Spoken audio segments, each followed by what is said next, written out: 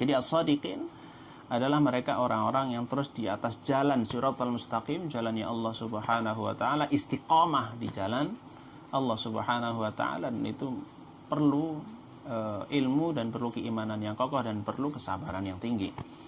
Kemudian yang ketiga adalah wal qanitin. Al qanitin adalah orang-orang yang taat, yang ketaatannya sudah permanen, ketaatan yang sudah sangat tinggi. Sehingga ketika ada orang yang diperintahkan oleh Allah Subhanahu wa taala melakukan sebuah amalan, ciri qanitin adalah tidak bertanya hukumnya apa. Ketika kita diperintahkan oleh seseorang yang kita percayai, maka kita langsung berangkat tanpa bertanya kenapa. Inilah diuji ketaatan kita kepada Allah. Kalau ada perintah dari Allah dan Rasulnya, kemudian kita bertanya, kenapa saya diperintahkan ini? Terus apa yang saya dapatkan? Itu tidak menunjukkan bahwa kita itu memiliki ketaatan yang sempurna. Kalau kita ketaatan yang sempurna, al-qanitin, tidak pernah bertanya kenapa. Laksanakan semua perintah dan tinggalkan seluruh larangan, karena kita sudah komitmen dalam syahadat kita itu, kita percaya bahwa Allah Subhanahu wa taala Rabb dan ilah kita. Dan Rasulullah tidak mungkin berbohong, karena Rasulullah adalah al-amin. Jadi al-qanitin, orang yang terus menerus melakukan ketaatan dengan menjalankan perintah tanpa tanya, meninggalkan seluruh larangan tanpa mengetahui alasannya apa. Kemudian yang keempat adalah wal munfikin. Al-munfikin itu sangat penting, yaitu orang yang terus melakukan atau terus menginfakkan sebagian hartanya.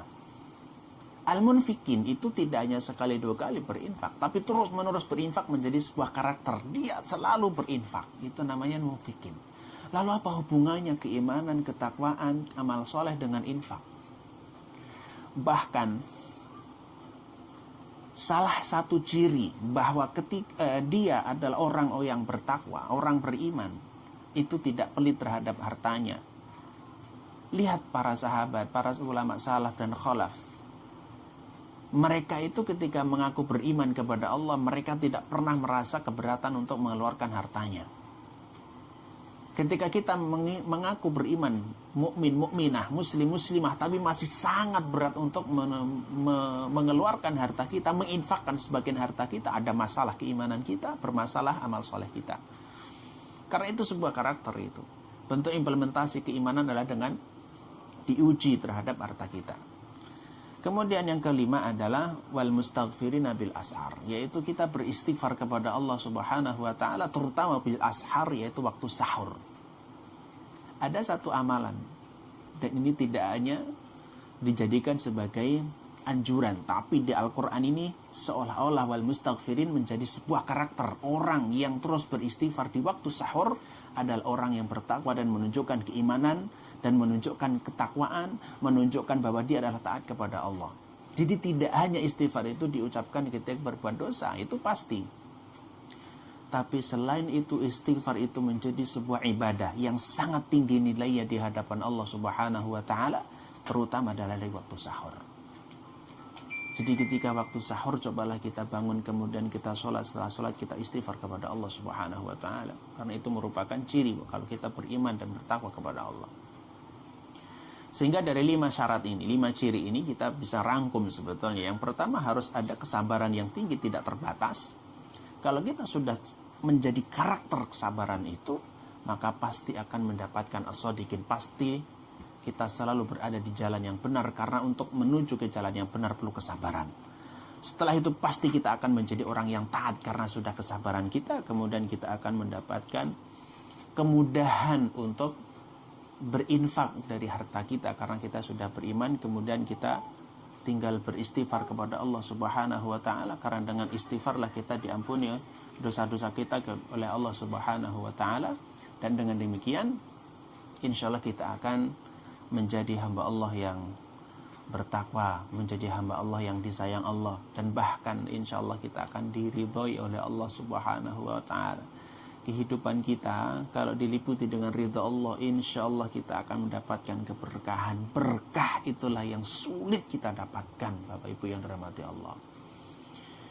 Karena kalau hanya sebatas kita mendapatkan harta yang banyak, Orang kafir juga bisa mendapatkan harta yang lebih banyak dari kita. Kalau menginginkan sebuah jabatan, orang kafir juga ada yang mendapatkan jabatan, bahkan jabatan yang tidak bisa belum bisa dicapai oleh orang Islam biasa. Sehingga kita harus memiliki satu tujuan utama dalam menggapai sesuatu yang agar kita tidak sama dengan orang kafir itu, yaitu mendapatkan ridha Allah Subhanahu wa taala dan mendapatkan keberkahan dalam kehidupan kita. Dan tidak ada sesuatu yang tidak ada solusinya, tidak ada kesulitan yang kecuali Allah berikan kemudahan. Hanya kemudahan itu beraneka ragam, dan ketika kita yakin, kita taat kepada Allah, setiap masalah, setiap musibah apapun itu sebetulnya sudah Allah berikan obatnya. Kalaupun obat yang fisik itu belum diketemukan, belum Allah kasih tahu, belum manusia belum menemukan itu, ada obat dari Allah Subhanahu wa taala. Setiap penyakit musibah apapun itu sudah Allah ketika katakan wa nunazzilu minal qur'ani ma huwa syifaa'u wa rahmatul lil mu'minin. Sesungguhnya kami telah menurunkan Al-Qur'an sebagai syifa, tidak hanya obat. Al-Qur'an sebagai penyembuh dan penawar setiap segala penyakit yang ada. Itu yang pertama. Yang kedua adalah sedekah. Kenapa harus sedekah? Karena kita ini menganggap sesuatu yang remeh terkadang. Misalnya kita memakan, apakah makanan itu betul-betul halal gitu? Kalau ada setetes saja air yang netes kemudian kita telan, kemudian menjadi darah daging mencampur di situ dan ternyata itu adalah syubhat atau haram, maka itu akan bertanggung jawab dan bermasalah itu kemudian di kemudian hari.